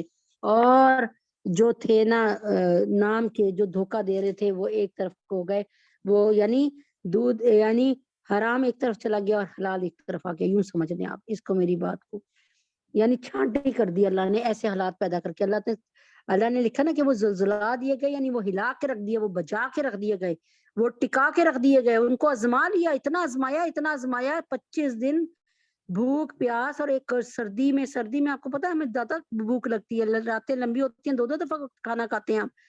اور کبھی ہم ڈرائی فروٹ لے رہے ہوتے ہیں، کبھی ہم کچھ اور کھا رہے ہوتے ہیں. سردی میں زیادہ بھوک لگتی ہے سردی کی وجہ سے. تو اب آپ سوچ لیں کہ یہ حالات تھے اور اس میں دودھ کا دودھ پانی کا پانی علیحدہ ہو گیا. اور اللہ پاک کو نبی اکرم صلی اللہ علیہ وسلم کو بھی بتا دیا کہ بس یہ جو تمہارے ساتھ آپ کے ساتھ کھڑے ہوئے نا یہ آپ کے ہیں، بس باقی آپ کے ساتھ جو تھے نا وہ ویسے ہی کسی نہ کسی لالچ میں کھڑے تھے. اچھا جی، عقیدہ ختم نبوت کی طرح کہ قادیانیوں نے، مرزا قادیانی نے کہا کہ میں محمد صلی اللہ علیہ وسلم ہوں، میں محمد صلی اللہ علیہ وسلم سے افضل ہوں. رشتہ جو نہ قائم ہو محمد سے وفا کا، پھر جینا بھی برباد ہے، مرنا بھی عقارت کی. محمد سے وفا تو نے تو ہم تیرے ہیں، یہ جہاں چیز ہے کیا لوح و قلم تیرے. صحابہ اکرام نے اپنی محبت نبی پاک صلی اللہ علیہ وسلم سے ظاہر کی، اور دنیا میں ایک بھی، یعنی اپنے وقت میں پوری دنیا میں تقریباً جتنے بھی جھوٹے نبی تھے، جن میں سب سے ہائی لیول کے اسود انسی، مسیلمہ کذاب، سجا بنت حارثہ، حارث اور طلحہ اور اسدی، ان سب کو صحابہ اکرام نے اللہ تعالیٰ کے حکم سے مٹا دیا. ٹھیک ہے، لیکن 1878 میں انگریزوں کو یہ محسوس ہو گیا کہ اگر ہم بر صغیر پاک و ہند پر حکومت کرنا چاہتے ہیں تو ہمارے سامنے مسلمانوں کے علاوہ کسی چیز کا خطرہ نہیں ہے. ہندو تو ویسے ہی ہماری طرح زنا کرتے ہیں، شراب پیتے ہیں اور بے دینے ہیں. تو انہوں نے یہ سوچا کہ ہم مسلمان اپنے نبی سے بہت محبت کرتے ہیں، اور نبی سے مسلمانوں کا رابطہ کیسے ختم کیا جائے گا، اس لیے کہ ایک آرٹیفیشل نبی پیدا کر دو، بس ختم بات. انہوں نے اس پر ریسرچ کی اور 4 لوگوں کا انتخاب کیا، لیکن 4 میں سے مرزا کا انتخاب اس لیے ہوا کہ مرزا کا پورا خاندان مسلمانوں کے خلاف انگریزوں کی حمایت کرتا رہا برصغیر پاک و ہند کی جنگ میں. تو مرزا کا انتخاب ہوا اور مرزا کو کہا گیا کہ اب تم یہ جو ضلع کچہری میں تھوڑی سی تنخواہ پہ ملازم ہونا، سیالکوٹ کی ضلع کچہری میں اب تم جاؤ اور یہاں سے اپنے گھر جاؤ اور جھوٹا نبی بننے کی تیاری کرو۔ چنانچہ 23 سال، ایک نہیں دو نہیں 23 سال، 1878 سے لے کر 1901 تک تقریباً 22-23 سال بنتے ہیں۔ اس نے جھوٹا نبی بننے کے لیے پوری تیاریاں کرنی شروع کر دی۔ شروع میں علماء دین نے اور ریاستوں کی ملکاؤں اور نوابوں نے بڑی مدد کی، کیونکہ اس نے کہا تھا کہ میں ایسے ایک کتاب لکھ رہا ہوں جسے براہین احمدیہ کہتے ہیں اور اس کے نام سے، اور وہ کتاب ایسی ہوگی کہ اس میں 300 دلائل ایسے ہوں گے کہ کسی بھی ایک سکھ، عیسائی، ہندو کو، یہودی کو تم ایک دلیل بھی دو گے نا، وہ مسلمان ہو جائے گا۔ چنانچہ مسلمانوں نے اس کی مدد شروع کر دی، عالم دین نے بھی اس کی مدد شروع کر دی، اس وقت تک اس کے جال کو، اس کے مکر کو کوئی نہ سمجھا۔ 1901 میں 22 سال بعد اس نے باضابطہ لوگوں کے ساتھ بہت وہ اپنی لگاؤ پیدا کیا، اپنے بہت تعلقات بنائے، اور 1901 میں اس نے 1901 میں آ کر جناب کیا کیا کہ دعوی نبوت کر دیا۔ 1901 میں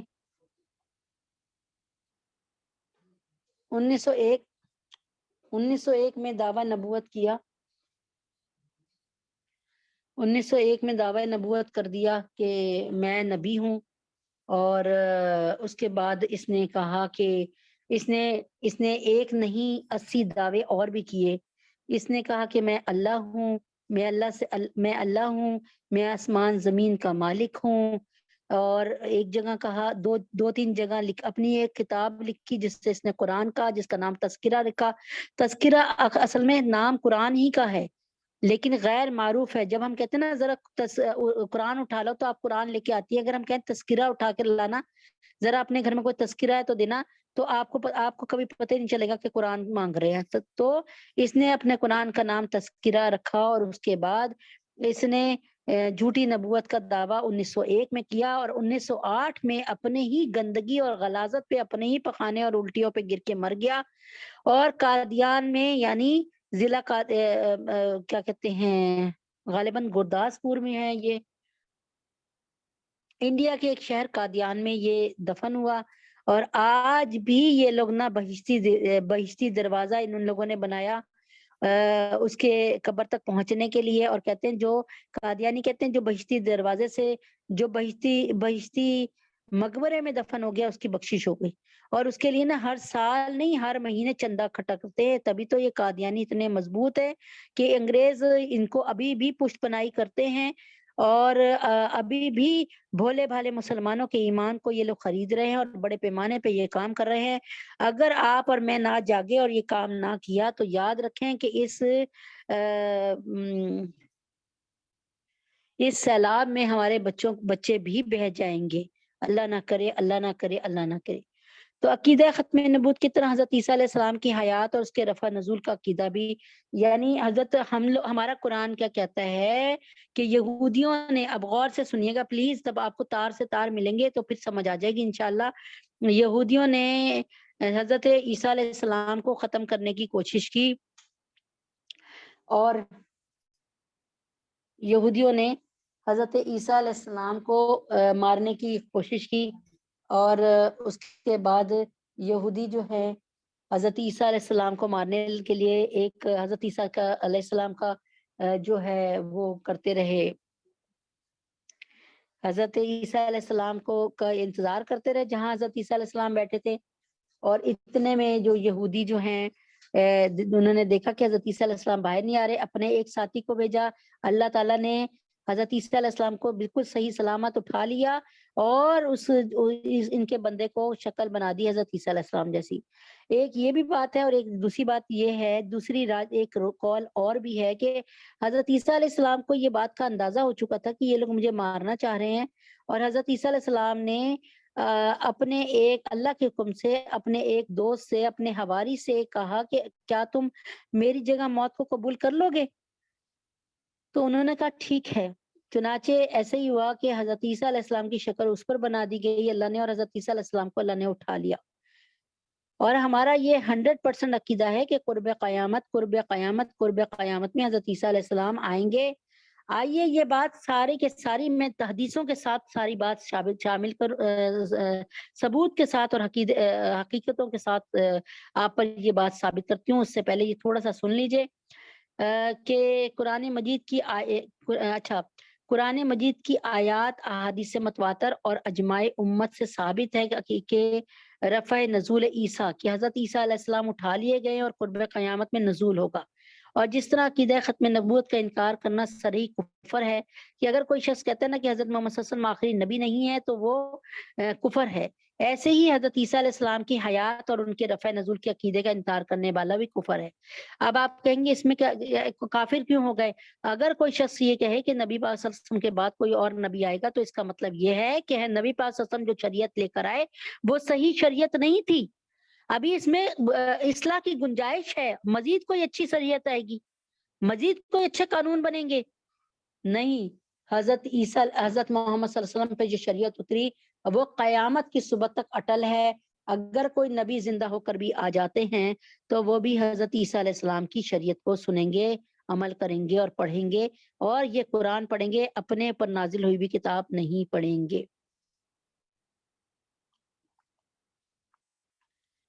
قادیانی فتنے کا بانی.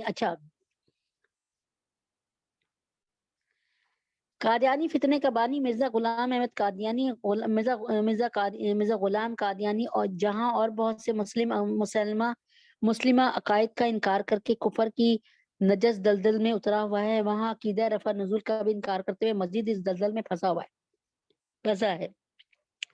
قادیانیت کے آغاز سے آج تک قادیانیوں کے ہر فرد کو خواہ وہ قادیانیوں کے بارے میں تفصیلات جانتا ہو یا نہ جانتا ہو، یہ بات ضرور رٹائی جاتی ہے، بتائی جاتی ہے اور کہلوائی جاتی ہے کہ قادیانیوں کا اہل اسلام سے حضرت عیسیٰ علیہ السلام کی حیات و وفات اور ان کے رفع نزول میں اختلاف ہے.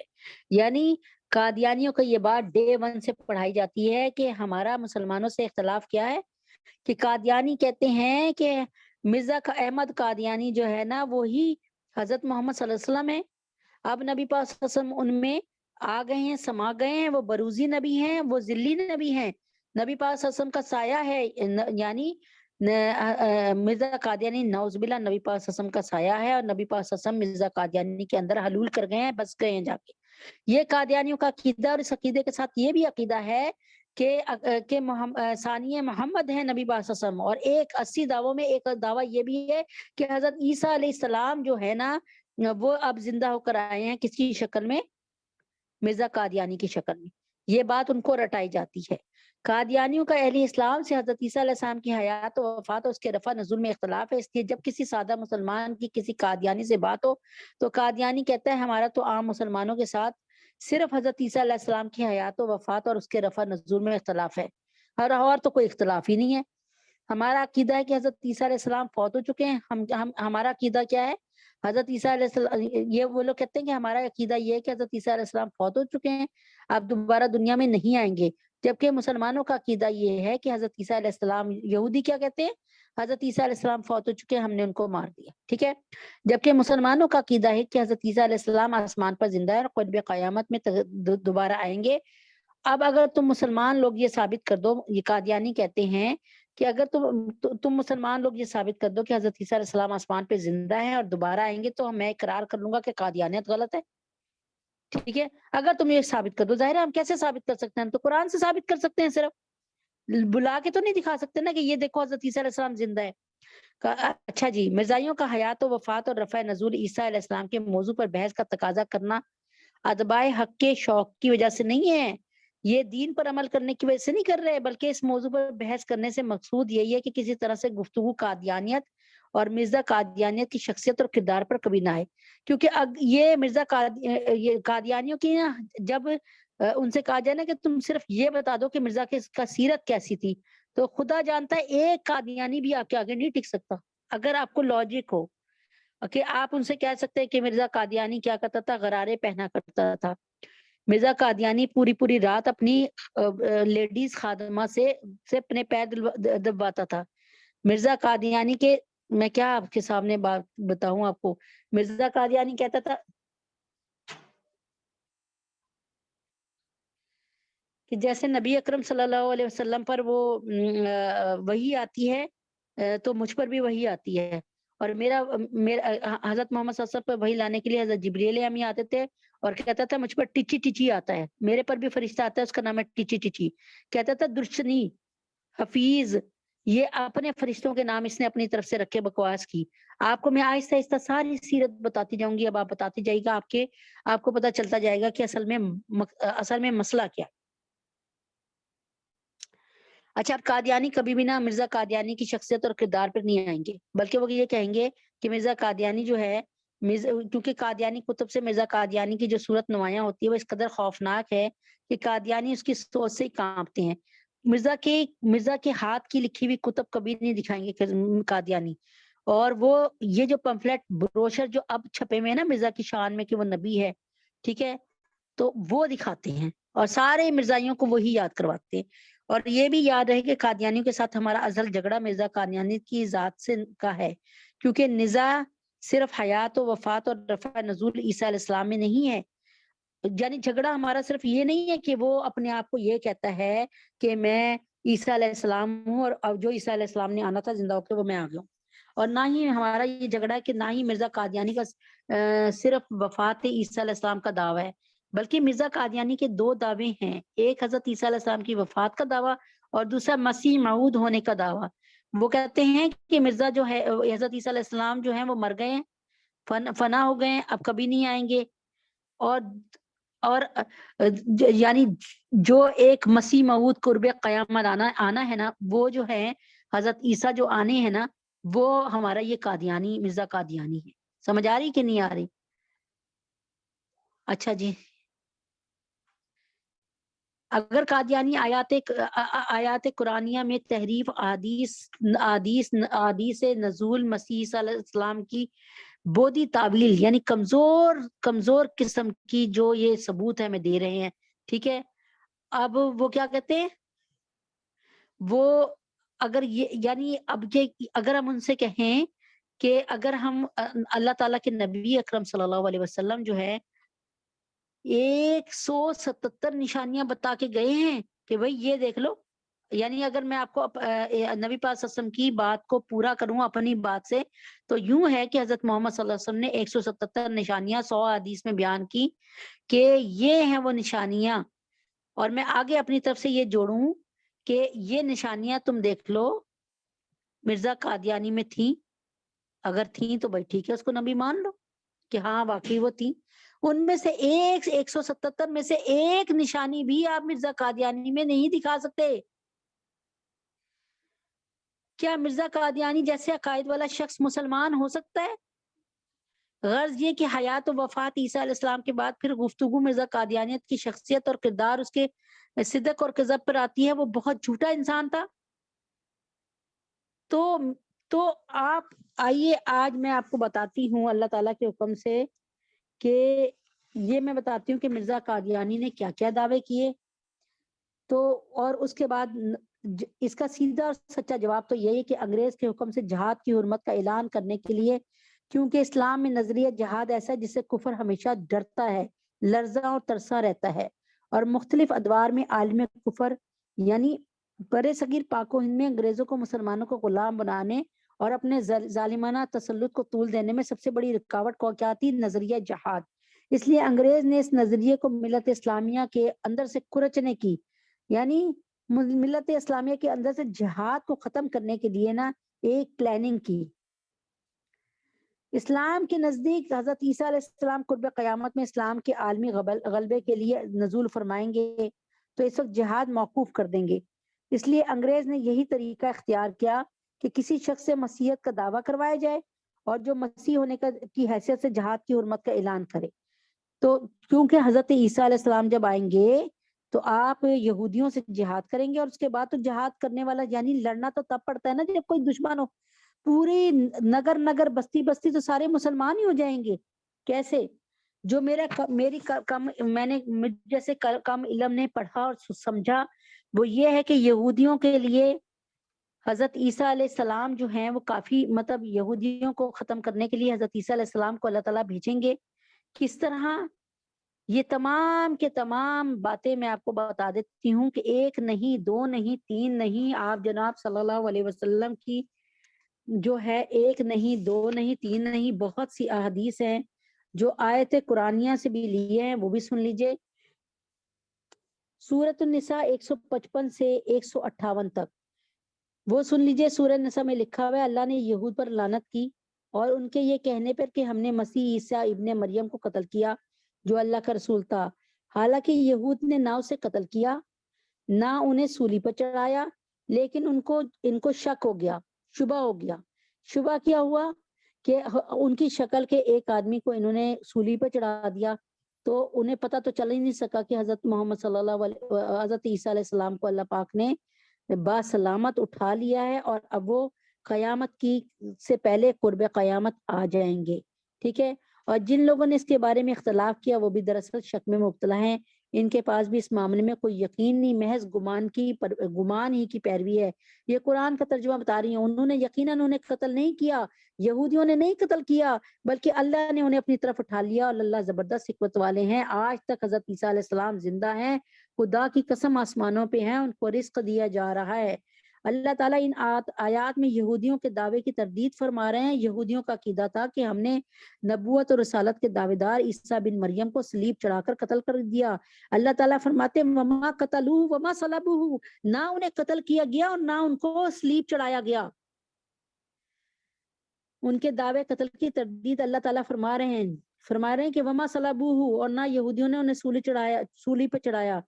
اس سے پتہ چل رہا ہے کہ حضرت عیسیٰ علیہ السلام جو ہیں، حضرت عیسیٰ علیہ السلام سولی پہ چڑھائے جانے کی، یعنی حضرت عیسیٰ علیہ السلام کو سولی پہ نہیں چڑھایا گیا، بلکہ وہ جو ہیں بالکل زندہ سلامت ہیں۔ یہودی نہ حضرت عیسیٰ علیہ السلام کو قتل کر سکے ہیں اور نہ ہی انہیں سولی پر چڑھا سکے ہیں، اور قتل اور سولی سے بچانے کا انتظام اللہ تعالیٰ نے یوں کیا کہ یہودیوں کی طرف سے ایک شخص حضرت عیسیٰ علیہ السلام کو پکڑنے کے لیے ان کے کمرے میں داخل ہوا، تو اللہ رب العزت نے حضرت عیسیٰ علیہ السلام کو آسمان پر اٹھا لیا، اسی کو وما قتلوہ یقیناً بل رفعہ اللہ علیہ، یقینی بات ہے یہودیوں نے انہیں قتل نہیں کیا بلکہ اللہ نے انہیں اپنی طرف اٹھا لیا۔ اس میں یہ بات فرمائی گئی۔ یہاں یہ سوال پیدا ہوتا ہے کہ حضرت عیسیٰ علیہ السلام تو انسان ہے، وہ آسمان پر کیسے چلے گئے؟ اللہ تعالیٰ اس شبے کا وکان اللہ عزیزاً میں جواب دیتے ہیں کہ اللہ تعالیٰ عزیز یعنی غالب ہے، کسی انسان کو جسم سمیت آسمان پر اٹھا لینا اس کی قدرت اور قوت کے سامنے ناممکن نہیں۔ پھر دوسرا سوال یہ ہوتا ہے کہ دشمن سے بچانے کے لیے آسمان ہی پر کیوں اٹھایا گیا؟ تو اللہ تعالیٰ فرماتے وکان اللہ عزیزاً حکیمہ، کہ اللہ حکمت والے بھی ہیں۔ عیسیٰ علیہ السلام کو آسمان پہ لے جانے میں بہت سی حکمتیں ہیں، ان حکمتوں میں بعض کو حضرت علماء کرام نے اپنی کتابوں میں نقل بھی فرمایا ہے۔ بہرحال ان آیات کے ظاہری معنی پر غور کیا جائے تو یہ بات واضح ہو جاتی ہے کہ اللہ تعالیٰ یہود کے دعوی قتل اور صلیب پر چڑھانے کی تردید فرما رہے ہیں، نفی فرما رہے ہیں۔ یہود حضرت عیسیٰ علیہ السلام کو نہ قتل کر سکے اور نہ سولی پر چڑھا سکے، بلکہ اللہ تعالیٰ نے انہیں اپنی قدرت کاملہ اور حکمت بالغہ سے آسمان پر اٹھا لیا ہے، اور تمام مفسرین نے ان آیت کی یہی تفسیر نقل کی ہے۔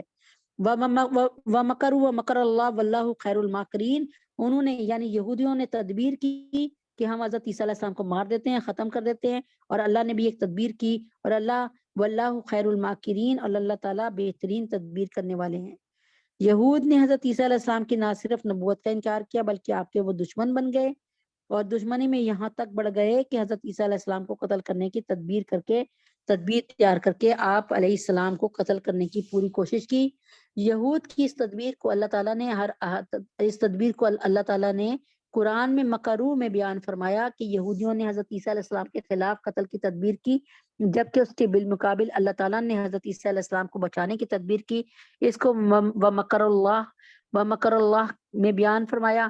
پھر آگے اللہ تعالیٰ نے اپنی تدبیر کے بہتر اور غالب ہونے کا اعلان کیا کہ واللہ خیر الماکرین، تمہاری تدبیر تمہارے کام نہ آئی لیکن میری تدبیر میرے کام آ گئی۔ اس آیت کی تفسیر یہ ہے کہ یہودیوں نے حضرت عیسیٰ علیہ السلام کو قتل کرنے کے لیے ناپاک سازش تیار کی۔ ہم حضرت عیسیٰ علیہ السلام کو پکڑیں گے، گالی گلوچ اور مار پیٹ کرنے کے بعد سولی پر چڑھا کر قتل کر دیں گے، جبکہ ان کی سازش کے بالمقابل اللہ تعالیٰ نے بھی حضرت عیسیٰ علیہ السلام کو بچانے کی ارادہ کیا، اور اللہ تعالیٰ اپنے ارادے میں غالب آئے، اور یہود جو آپ کو سولی پر چڑھا کر قتل کرنا چاہتے تھے وہ اپنے اس ناپاک ارادے میں مکمل نامراد ہو گئے۔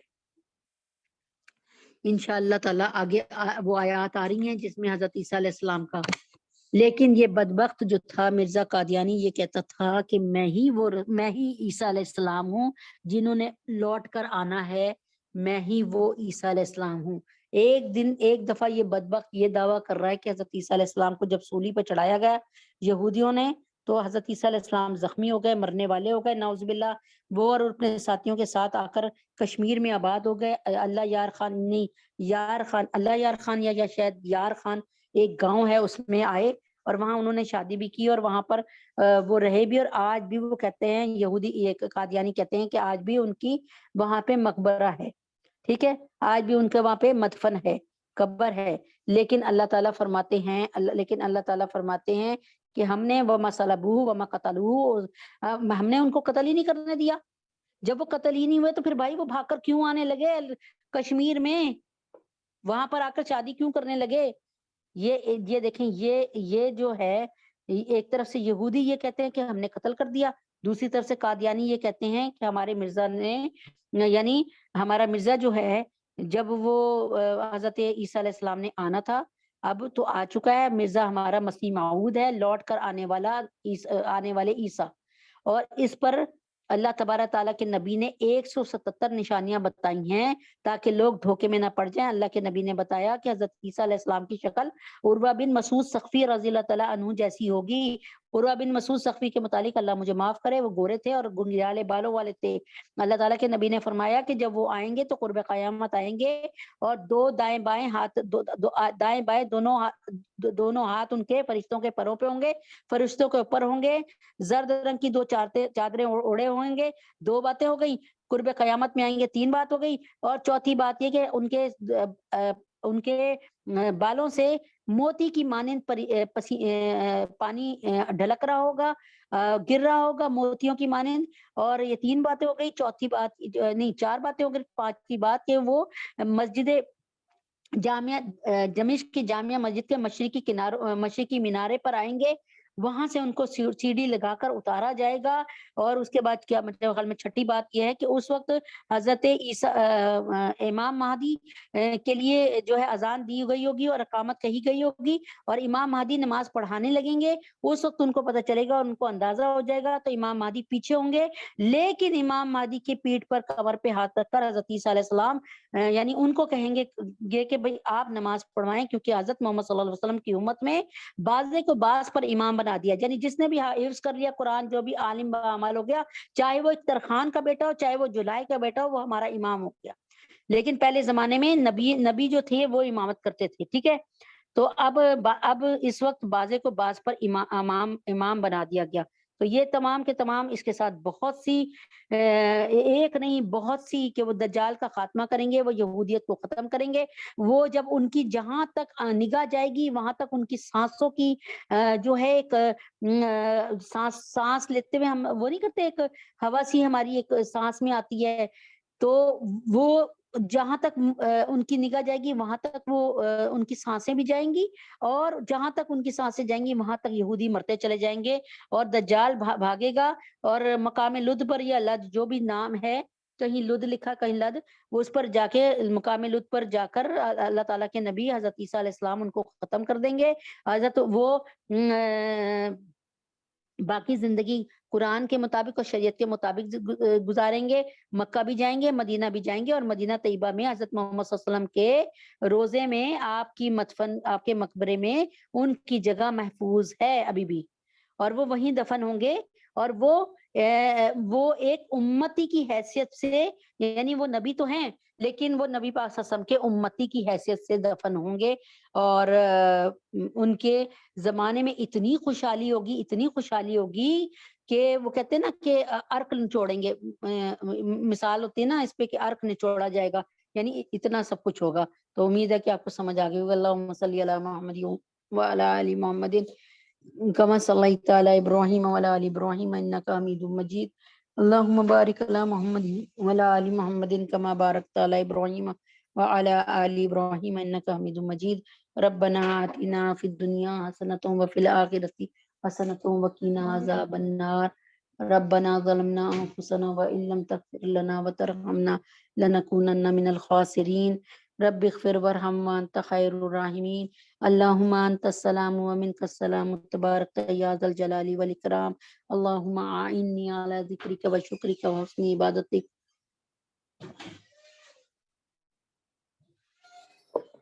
اے اللہ ہم سب کے گناہوں کو معاف فرما دیجئے، اللہ ہم سب کی خطاؤں کو درگزر فرما دیجئے۔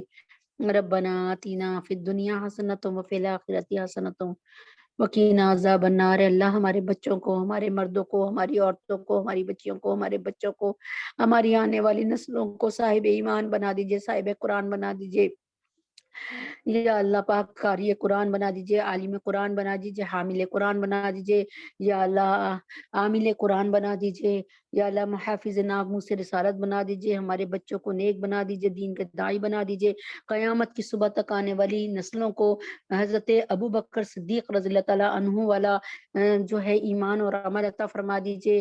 اللہ تبارک تعالیٰ اور ہمارے بچے ہمارے لیے حضرت اویس کرنی رحم اللہ جیسے بن جائیں اللہ، اور ان کی اولادیں ان کے لیے حضرت اویس کرنی رحم اللہ جیسی بن جائیں۔ ہم سب کے گناہوں کو معاف فرما دیجئے، ہم سب کی خطاؤں کو درگزر فرما دیجئے۔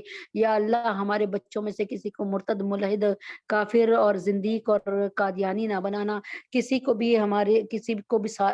بھی کاذب اور حاسد نہ بنانا، شرابی اور زانی نہ بنانا، یا اللہ خائن نہ بنانا، راشی مرتشی نہ بنانا۔ ہمارے بچوں کو ہدایت عطا فرما دے، ہمارے بچوں کو ہدایت عطا فرما دے، ہماری زندگیوں میں ایمان کے بوٹے کھلوا دے ہمارے بچوں کے اندر، ہماری زندگیوں میں ہمارے بچوں کو موبائل کی لعنت سے نجات دے دے۔ اللہ ہمارے بچے موبائل کے شر سے بچنے والے بن جائیں، ہمارے بچوں کو موبائل کے شر سے بچا لے، بے حیائی کی شر سے بچا لے، شراب کی شر سے بچا لے، زنا کے شر سے بچا لے۔ ہم سب کے گناہوں کو معاف فرما دیجئے، ہم سب کی خطاؤں کو درگزر فرما دیجئے۔ یا اللہ کریم ہمارے ملک پہ رحم فرما دیجئے، پاکستان کو اسلام کا قلعہ بنا دیجئے، پاکستان کو اسلام کا مصباح بنا دیجئے، پاکستان کو اسلام کا گڑھ بنا دیجئے۔ یہ وہ ملک ہے جس کو آپ نے شب قدر میں نازل فرمایا، اس مارز وجود میں آیا۔ یہ ملک شب قدر میں مارز وجود میں آیا۔ آپ کا قرآن شب قدر میں جو ہے نزول ہوا، اس کا جیسے آپ نے قرآن کی حفاظت فرمائی ویسے پاکستان کی حفاظت فرمائیے، ویسے ہی پاکستانیوں کے ایمان کی حفاظت فرمائیے۔ ہم سب کے گناہوں کو معاف فرمائیے، ہم سب کی خطاؤں کو درگزر فرمائیے۔ یا اللہ کریم ہم سب پہ رحم فرمائیے۔ ہمارے بچوں کے جن کے امتحان ہو رہے ہیں، ہو گئے ہیں، ہونے والے ہیں، سب کو دنیا اور آخرت کے ہر امتحان میں 100% نمبروں سے کامیابی عطا فرمائیے۔ ڈاکٹر ہمنک کو، ڈاکٹر عمیر کو، سدرا کو، اور عیشا کو، فاطمہ کو، معاہد کو، جس بچوں جن کے امتحان ہو رہے ہیں، ہماری مریم نواز، یا اللہ سب کو صحت کاملہ عاجلہ مستمرہ کے ساتھ دنیا اور آخرت کی تمام کامیابیاں عطا فرما دیجئے۔ جتنے سن رہے ہیں ان سب کو صحت کاملہ عاجلہ ایمان کے ساتھ دنیا اور آخرت کی تمام کامیابیاں عطا فرما دیجئے۔ یا اللہ جو بیمار ہیں ان کو صحت کاملہ عاجلہ مستمرہ عطا فرما دیجئے۔ یا اللہ جزا اللہ تعالی عنا محمد ما هو آلہ قل هو اللہ احد اللہ الصمد لم یلد ولم یولد ولم یکن له کفوا احد قل هو اللہ احد اللہ الصمد لم یلد ولم یولد ولم یکن له کفوا احد قل هو اللہ احد اللہ الصمد لم یلد ولم یولد ولم یکن له کفوا احد۔ اے اللہ ندیم بھائی کو صحت کاملہ عاجلہ مستمرہ عطا فرما دیجئے۔ یا اللہ ندیم بھائی کو صحت کاملہ عاجلہ مستمرہ دائمہ نافعہ عطا فرما دیجئے۔ ندیم بھائی کو اللہ تعالیٰ اپنے حبیب کے طفیل میں کلی شہد عطا فرما دیجئے۔ ہم سب کے گناہوں کو معاف فرما دیجئے، آمین۔ ہم سب کی خطاؤں کو درگزر فرما دیجئے۔ یا اللہ اپنے حبیب کے طفیل میں عبداللہ کی آنکھوں کو ٹھیک کر دیجئے، عیشا پہ رحم فرما دیجئے، اس کی بیماری کو دور فرما دیجئے۔ یا اللہ ہم سب کے گناہوں کو معاف فرما دیجئے۔ ہماری جو بہنیں بیمار ہیں، ہماری اہلیہ رضوان الہی اہلیہ حسین، ان کی بہن کو اللہ صحت کاملہ عاجلہ مستمرہ عطا فرما دیجئے۔ ہم سب کے گناہوں کو معاف فرما دیجئے، خطاؤں کو درگزر فرما دیجئے۔ ہماری جو بچیاں نکاح کے قابل ہو چکی ہیں، بے نکاحی بیٹھی ہیں، اللہ اپنے حبیب کے طفیل میں بہترین رشتے عطا فرما دیجئے، بہترین در کھول دیجئے، بہترین زوج عطا فرما دیجئے ان کو۔ یا اللہ جتنی بھی بہنیں یہاں بیٹھی ہیں، ان کی جو جوان بچیاں ہیں، بے نکاحی بچیاں ہیں، نکاح کے قابل ہو چکی ہیں، اللہ تجھے تیرے نبی کا واسطہ حفصہ، فاطمہ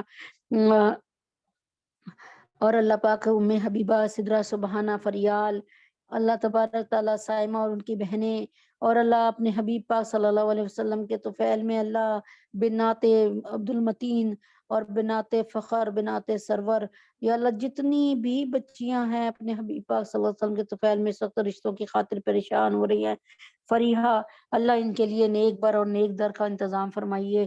یا اللہ ہم سب کے گناہوں کو معاف فرمائیے، پاکستان کو اسلام کا قلعہ بنائیے، پاکستان سے میں کالا باغ ڈیم کا قیام فرما دیجیے اللہ، تاکہ پاکستان میں کبھی بھی زلزلہ اور سیلاب نہ آئے اللہ، اللہ سیلاب کا انتظام کروا دیجیے یا اللہ، کالا باغ ڈیم بنا دیجیے، ہم سب کے گناہوں کو معاف فرما دیجیے، پاکستان کو کوئی نیک حکمران عطا فرما دیجیے، نہیں بھی عطا فرمانا تو عطا فرما دیجیے، طیب اردگان صاحب کے اور قطر کے حکمران کی زندگی میں صحت تندرستی اس میں مدد فرما دیجیے، عافیہ صدیقی کو باعزت بری فرما دیجیے یا اللہ، یا اللہ 20 سال تک سے ہم بالکل پتھر بنے رہے، اے اللہ تبارک تعالیٰ، اللہ تبارک تعالیٰ عافیہ صدیقی کو باعزت بری فرما دیجیے، عافیہ صدیقی کو باعزت بری فرما دیجیے یا اللہ، ان پر ہوئے ہوئے ایک ایک ظلم، احمل قاسی، ابو زبیدہ، جتنے بھی ہمارے تھے ہمارے نیک مسلمان بھائی، ان سب کا بدلہ لیجیے یا اللہ، یہود و نصارہ کو غارت کیجیے، ہم سب کے گناہوں کو معاف فرمائیے